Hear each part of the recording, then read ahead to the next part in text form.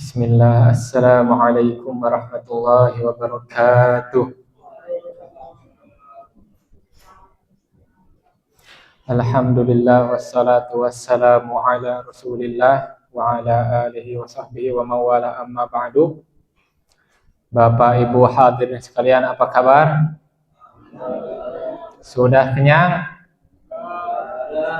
Alhamdulillah, kita kembali lagi di kultum singkat kita setelah beberapa hari libur ya. Dengan kultum ini, kalau malam ini Lailatul Qadar, berarti insya Allah kita mendapat pahala belajar lebih baik daripada belajar 1000 bulan gitu kira-kira Pak Bu.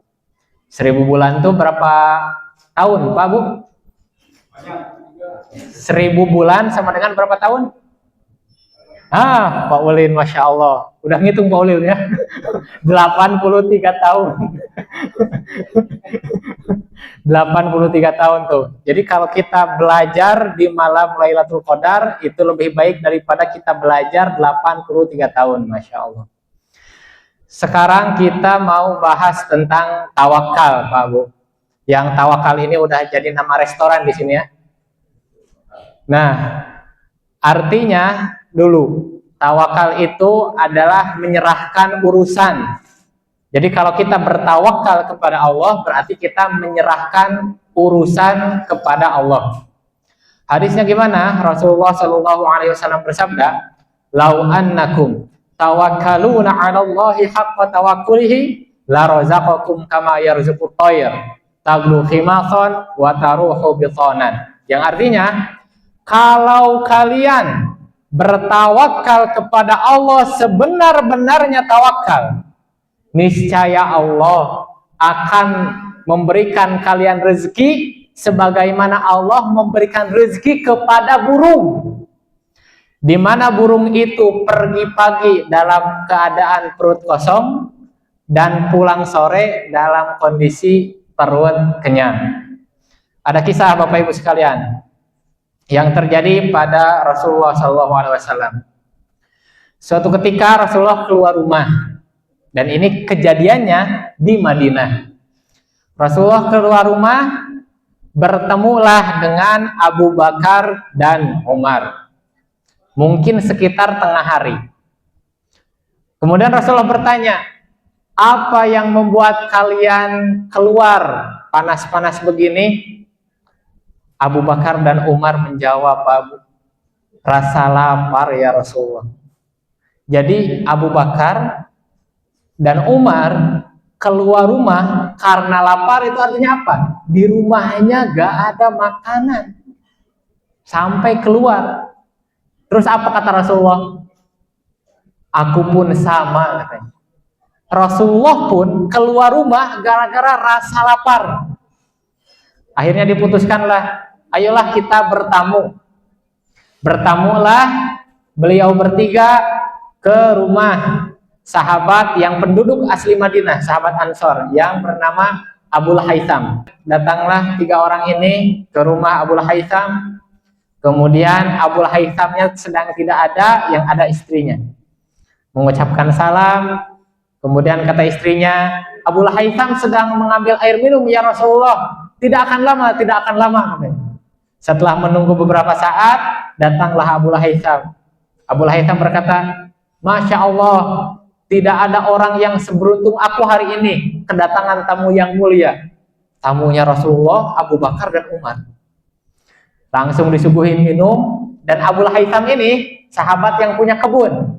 Setelah disuguhi minum, kemudian diambil tuh beberapa kurma yang masih segar, disuguhkan kurma itu. Udah nyuguhin kurma, langsung nyembelih kambing pula. Disembelih itu kambing, disuguhkan, dimakanlah. Setelah kenyang, Rasulullah hendak ingin memberikan pelajaran kepada Abu Bakar dan Umar. Apakah kalian sudah kenyang? Ya Rasulullah. Demi Allah, Allah akan menanyai kalian tentang nikmat ini pada hari kiamat. La tus'alunna yawma idzin 'anin na'im. Nikmat yang kita rasakan sekarang, kita tadi lapar, sekarang kita kenyang, itu loh yang akan ditanya. Nah, itu pelajaran dari Rasul. Jadi tawakal itu terjadi, Bapak Ibu sekalian, itu terjadi setelah beresnya usaha. Maka dalam hadis lain ada sahabat yang bertanya gini, wahai Rasulullah, aku punya unta. Unta itu aku ikat, lalu aku tawakal, atau aku biarkan saja dan bertawakal? Kata Rasulullah, i'aqilha wa tawakkal. Ikat untamu dan tawakal. Jadi tawakal itu bukan pasrah, untanya dibiarin begitu aja, enggak. Ikat untanya, baru tawakal. Kalau dalam konteks kita sekarang, kuncilah ganda kendaraan Anda, kunci ganda rumah, baru tawakal. Bukan dibiarin lalu tawakal. Begitu. Jadi tawakal itu terjadi setelah usaha. Usaha dulu baru tawakal. Dan tawakal, Bapak Ibu sekalian, ada buahnya. Kenapa kita harus bertawakal? Kalau dalam konteks bisnis misalnya, kalau orang dia berbisnis dan dia bertawakal, saat dia untung besar, dia tidak akan sombong. Dia gak akan bilang, oh ini untung besar ini karena kerja kerasku, karena ilmu bisnisku. Gak akan sombong kalau orang yang bertawakal, karena dia menyerahkan hasilnya kepada Allah. Dan juga sebaliknya, kalau orang yang bisnis, dia ditimpa kerugian, tapi dia tawakal, dia gak akan terpuruk, gak akan stres. Ya udahlah, gak apa-apa, belum rezekinya. Kan biasa kita ngomong gitu ya, belum rezekinya. Karena Allah berfirman, Allahu yabsutur rizqa liman yasha'u wa yaqdir. Allah melapangkan rezeki kepada siapa yang dia kehendaki dan membatasi rezeki kepada siapa yang dia kehendaki. Jadi suka-suka Allah. Apakah pasti orang yang pintar rezekinya banyak? Tidak mesti. Ada orang yang pintar yang hidup sederhana. Apakah pasti orang yang capek kerja keras rezekinya banyak? Data menunjukkan tidak selalu juga.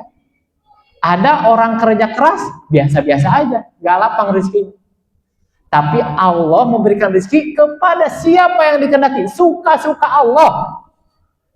Nah, jadi inilah konsep tawakal. Mudah-mudahan bisa kita amalkan, dan kalau kita bisa mengamalkan ini, kita akan menjadi lebih tenang atas hasil setelah usaha kita. Terima kasih. Marilah kita mulai salat tarawih kita.